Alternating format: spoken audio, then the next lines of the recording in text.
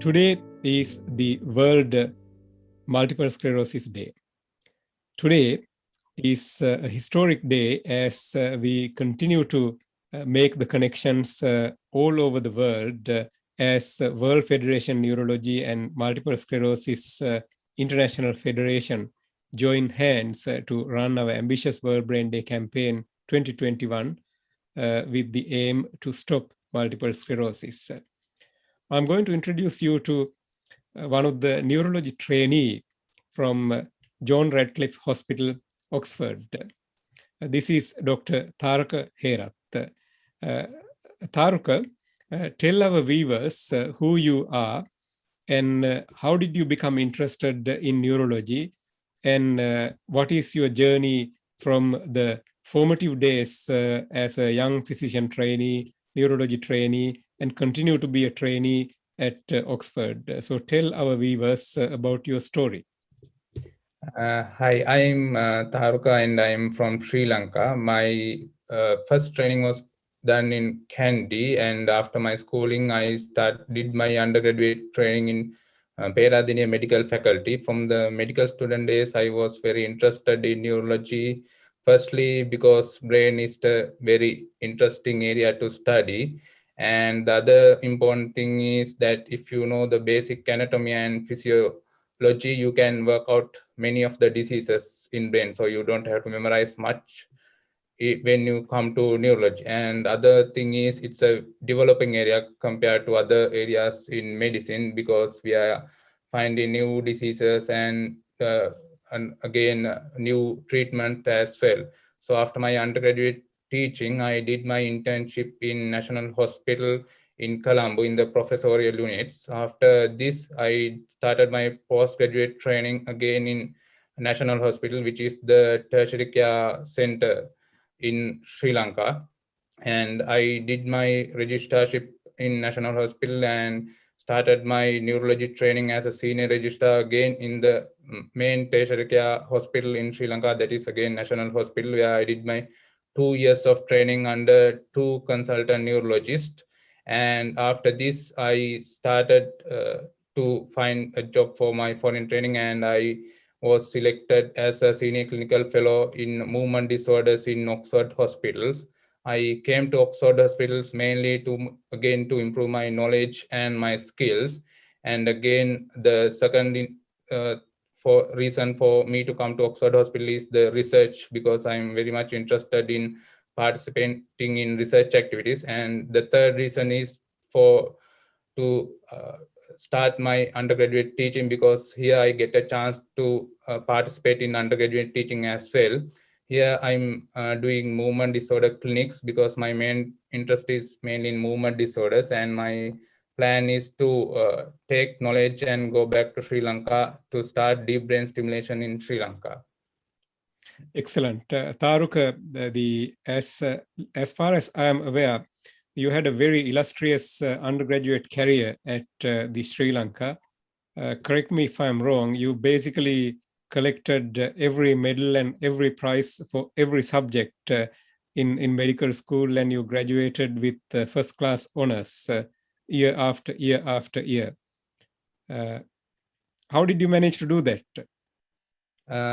That's because the main thing, if you are interested in medicine, that you have to be interested in medicine. If you are interested, actually you don't really have to study. If you are interested, you can work out many of the things in medicine, because it's mainly the interest that is matters when it comes to medicine, not studying or working hard. Even though you have to work hard to study, it's if you are interested, you can get medals and all the scholarships and everything in undergraduate teaching. And the university that you studied medicine in Sri Lanka had the same first vice chancellor as one of the big UK universities, late Sir Ivor Jennings. It's probably one of the most picturesque, most beautiful universities in that part of the world.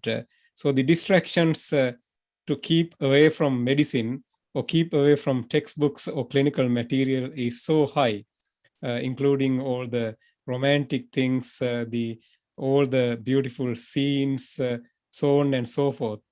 How did you manage to avoid all those things and kept concentrating on medicine?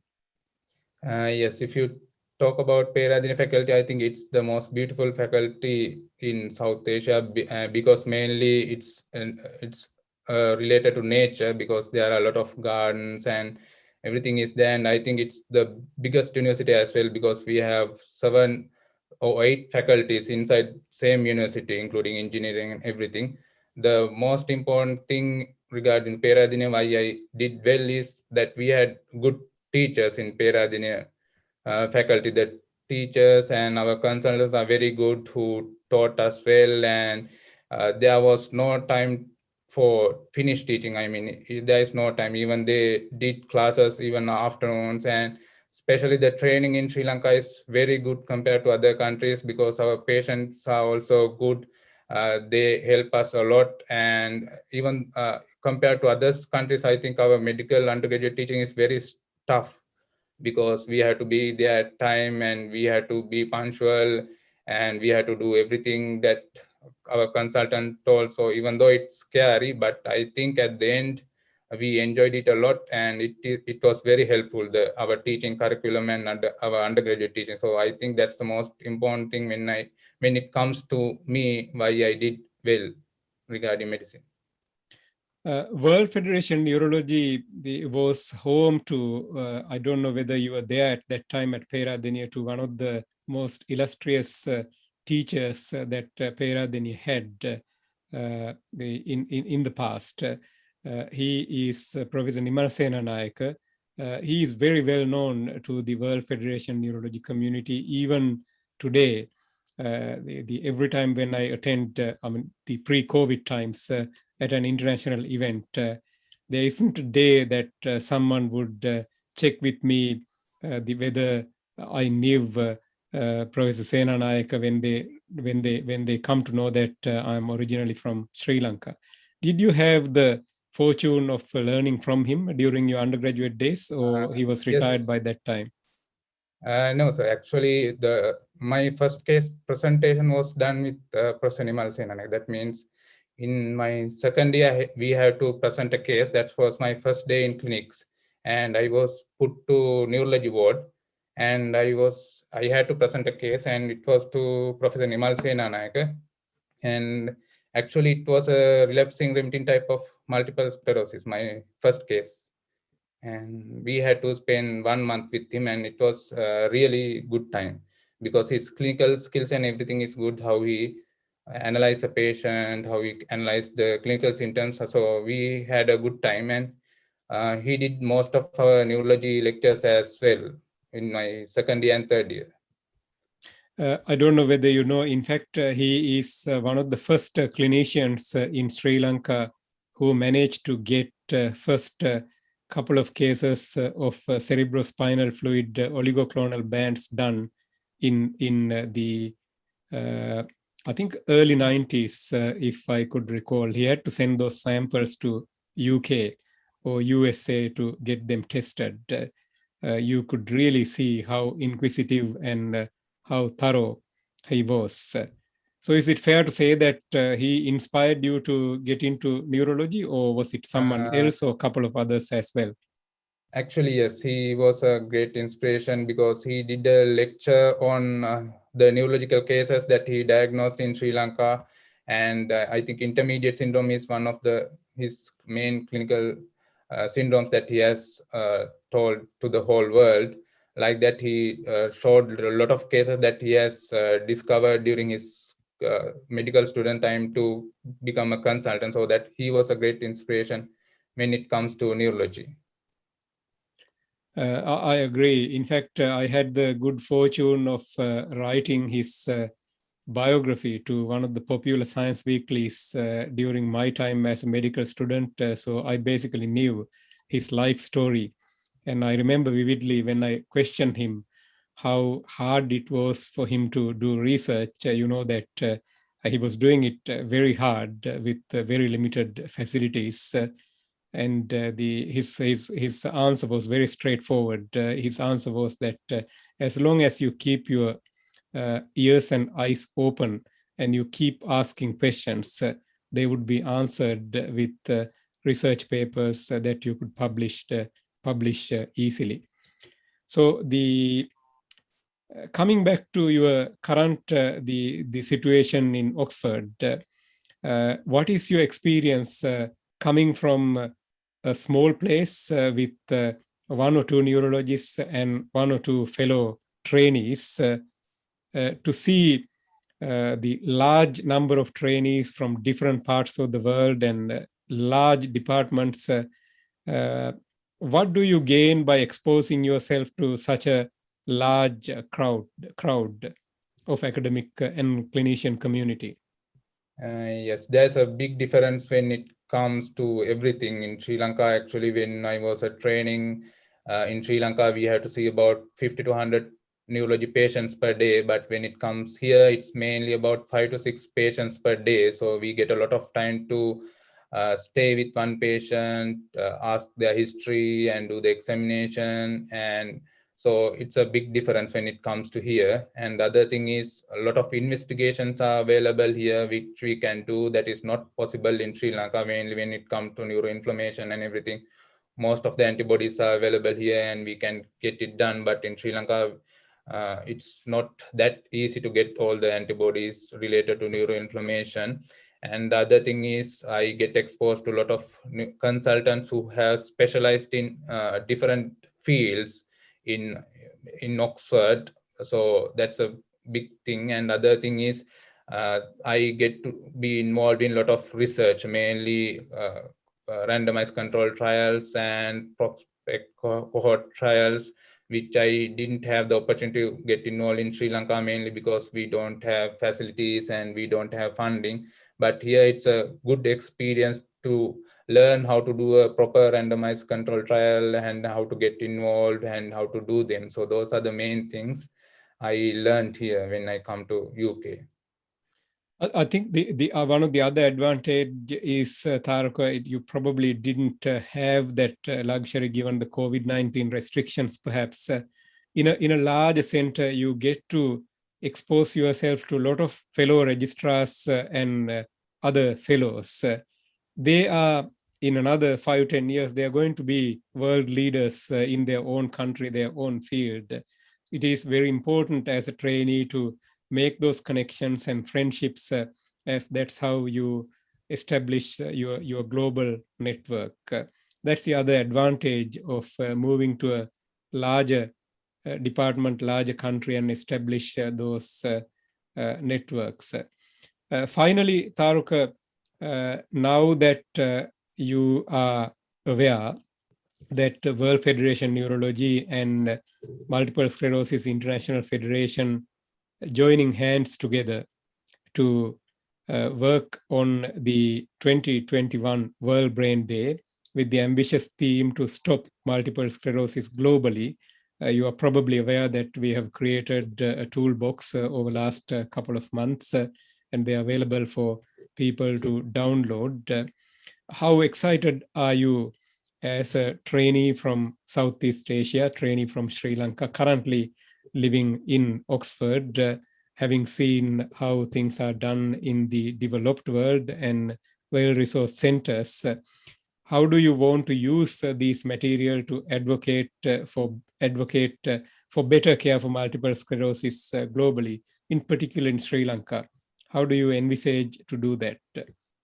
Yes, I'm very much interested to know about this conference and everything, mainly because now we are currently in a pandemic in COVID-19, and the effect is worldwide, and mainly when it comes to neuroinflammation, also COVID-19 has a place because we are experiencing a lot of neuroinflammation related to COVID-19. And when I'm very much interested because even though Sri Lanka is considered as a country with low prevalence of multiple sclerosis, during my training period, I have witnessed and I have treated a lot of patients with multiple sclerosis in Sri Lanka. And we also have now clinics for multiple sclerosis patients. So it is very important for us even in Sri Lanka, to learn about multiple sclerosis, because I think we are detecting more and more patients. The important thing is we don't have a lot of facilities in Sri Lanka. And again, we don't have a lot of treatment options as well in Sri Lanka. So I'm very much interested to know what is happening in globally, because that will be very helpful to Sri Lankan patients. And when I'm in UK, I have the opportunity to get involved in treating patients with multiple sclerosis. So I learned a lot about multiple sclerosis, which I will be able to bring to Sri Lanka when I go back to Sri Lanka. So this will be a great opportunity all the trainees in Sri Lanka and South Asian countries to learn about multiple sclerosis and the treatment options, and to make collaborations with each other.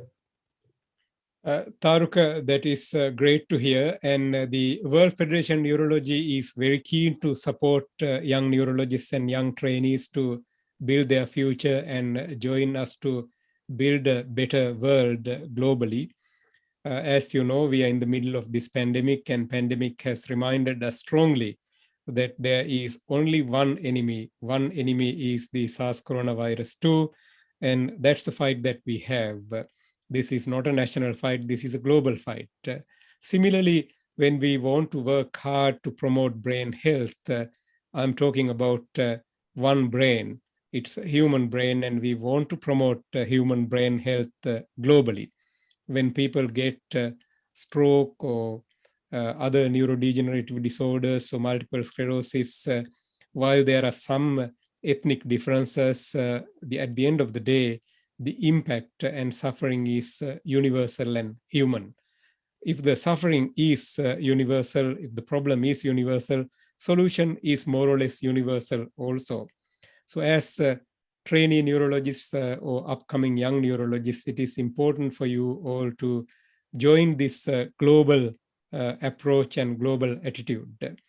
Second thing is, if you look at history of neurology or history of development of neurology, say for an example, I'm currently based in Australia. I would encourage you to read one of the obituaries that I have written with our president the 2 years back on our first neuroscience chair. He is late Professor Jim Lance. It was published in World Neurology. You can visit our website and look at it. And there you would see the inspiring story of his life, how he came back to Australia from UK, and he was not even given a job by Australian hospitals, as he was not regarded as a sort of a useful physician, as he was a neurologist. The society or the hospitals at that time didn't believe that there was a need for neurology in Sydney at that time. So he basically had to work as a non-existing assistant physician role, because he was not regarded as a physician, because he was not trained. He was trained in internal medicine, but his specialty training was in neurology in National Hospital of Queen Square and USA, at Harvard. So despite that, he had to spend almost 8 years working as an assistant physician. And for him to set up the first neurology clinic, he had to do a whole lot of general medical clinics for a week to get few patients with neurology attached to one clinic. That's how he started. That was some years back. And now we have well over 40 neuroscience or neurology chairs in Australia. So you know how strong neurology is in Australia at present. I think that's the kind of a spirit that young trainees should have, whatever the country that they are from. If you have the will, if you have the determination, if you have the courage with these sort of international organizations and federations, there is nothing that is impossible to build such facilities. Sure enough, you may have to build a whole lot of innovation, affordable healthcare. You may not be able to replicate another Oxford when you go back to Sri Lanka, or another Melbourne when you go back to Sri Lanka, but you might have your own way of innovating and finding new ways to improve things. So we wish you all the very best. and the good luck with the extra overseas training. I'm glad to hear that you are interested in research. I personally strongly believe that research, education are the key pillars of the high-class patient service to our patients. Any final thoughts that you wanted to share with us before we finish this interview? Yes, I would like to thank the organization for arranging these kind of things, because from countries like Sri Lanka as neurology trainees, these are very important to us, because these are the ways that we can learn most of the neurology. For example, from my register period, I'm a member of a lot of neurological societies, and they gave me a lot of opportunities to go abroad and get involved in conferences and congresses. And that is the main place where I learned a lot of neurology. So I would like to thank the WCN for arranging these kind of brain days, and to make us more interested, and to make us more interested in research activities as well. So these will be good opportunities for everyone and every trainee from South Asia to get involved and to learn new things. So thank you.